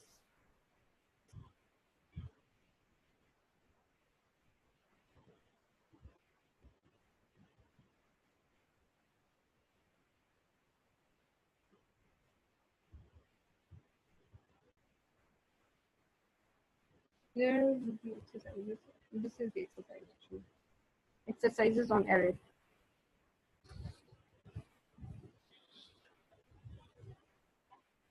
I will have solutions also. I will not give you the solutions this time.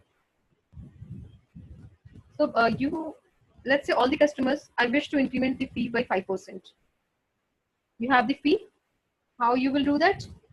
You will create the array for fee underscore annual mail fee 2 arrays. You want to increase all the fee by 5%. So either you can use underscore numeric also, because now you know that approach also, and then you can use this logic that gi equals to fi plus fi into multiplied by 0.01. This loop will work twice because you have two elements, fee underscore annual and mail fee. So here you are creating an array, and then you are creating a new array if you want to represent the new fees in a new variable. So this is how you can do that.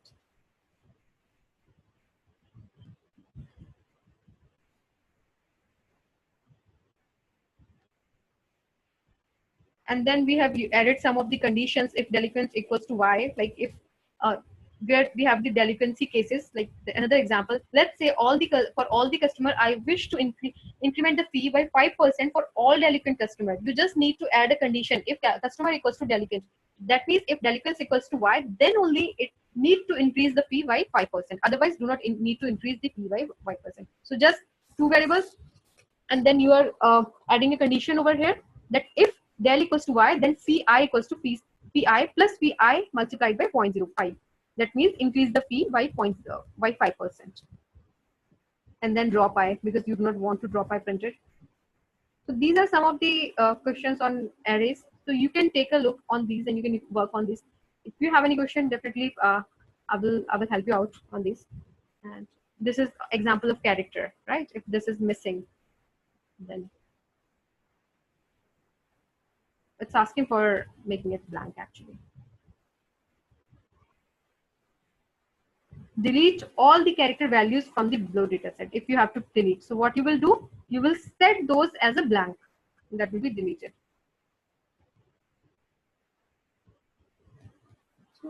So you can try these because these are the, I will give you the codes of array, and you can try these at home, the exercises. Okay. Weekly exercises. This is also another exercise. Parul, we'll be discussing the multi-dimensional array next week, is it? Yeah, next week, yes, we can discuss the multi. So first of all, you can do a practice because there are multidimensional questions also in the array section. So, okay, this is some basic questions. I gave you the sass-user.admit dataset, right? In the exercise, I remember in one of the exercises, I gave you the dataset. Yes, yes. All right. Okay, I will give you these also.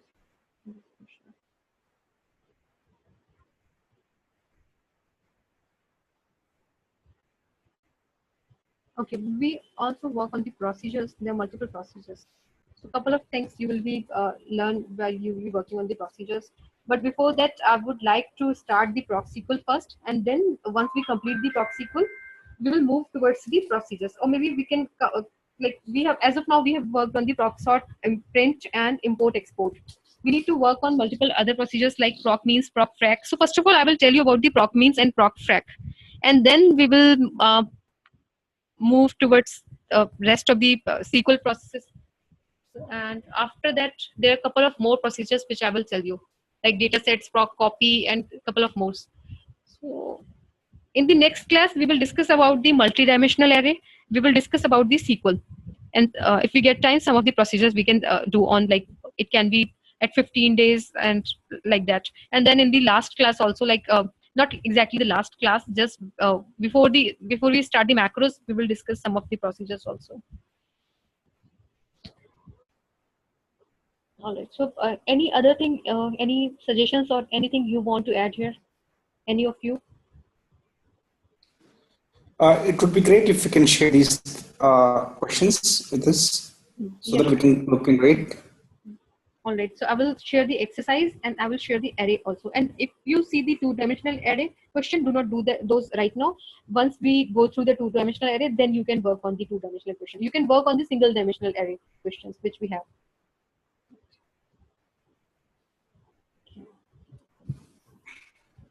Right. And now we have done the base also, so I will give you the exercises for base tests also, because now you know the importing. More so our questions are around the importing the data and then performing the calculations on the data. All right.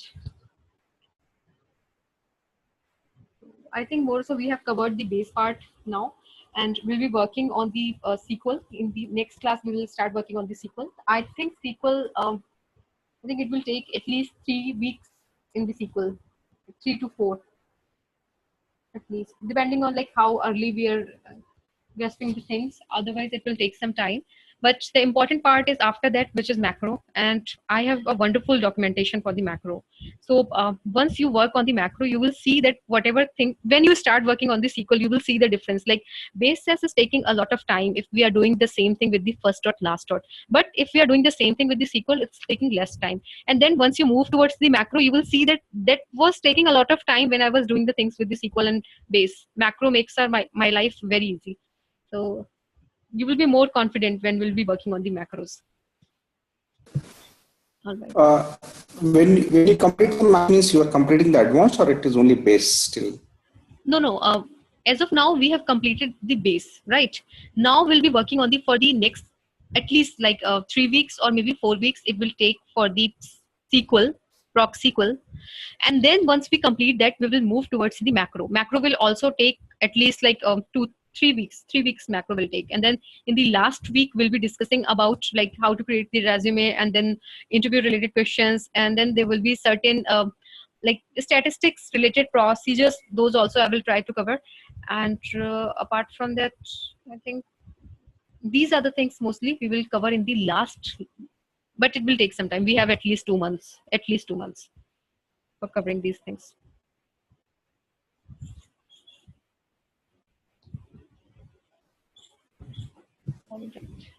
All right. So I will send these notes and you can start working on the arrays and the things we have discussed. Written also you can try with the help of first dot, last dot. I will send the code for written also. And in the next class, we will start the SQL. And before that, we will be working on the multidimensional array. Sure. Right. Thanks, Parul. Thank you. And one more Thanks, thing I everyone. just wanted to share with you. I'm not sure, but my team is actually in my office. My team is planning for an outing, so I may have to go along with the team. But plan is not decided yet. But it could be the week of 15th, 16th week. That I think we are planning for 3 days. But I'm not sure that if I will join them or not. But chances are high that I have to join them. So this is 15, 16, 17. I will be out of the station. So maybe we can have a leave on this time. But I'm not sure about that, but I will confirm you. But there could be chances, like 80% chances are like I have to go with them. So if you have any plan, we can plan the things. You can also plan the things because you are also working with me on Saturday, Sunday. So No problem. Do let us know in advance. yeah, sure. I will confirm you by this week only. So in 2-3 days, I will confirm you. All right, and I will send the exercises. I will send the notes, and also if you have any question, we can discuss it in the group. You can anytime reach out to any one of us. All right. Thank you very much. Have a nice day. Bye. Thanks a lot. Bye, guys. Bye.